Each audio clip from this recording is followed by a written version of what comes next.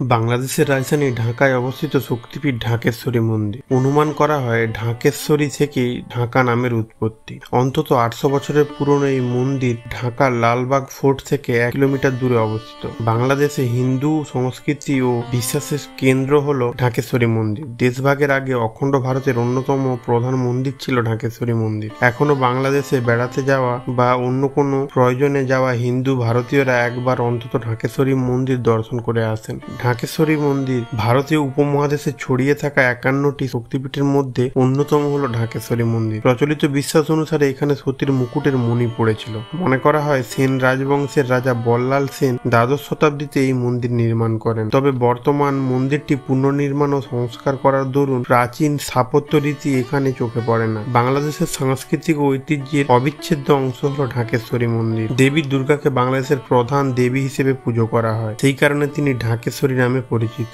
শারদীয় দুর্গাপুজো ও চৈত্র নবরাত্রির সময় ঢাকেশ্বরী মন্দিরে বিশেষ পুজো অর্চনার আয়োজন করা হয়। 10 দিন ধরে উৎসব চলে এখানে। মন্দিরে রয়েছে বাঙালির স্থাপত্য শৈলীর নিদর্শন। দেবী দুর্গার সঙ্গে এক সরলরেখায় 4টি শিব মন্দিরও এখানে অবস্থিত। ভিডিওটি ভালো লেগে থাকলে একটি লাইক করে দিন, আর এরকম ভিডিও আরো পেতে চাইলে চ্যানেলটি সাবস্ক্রাইব করে রাখুন।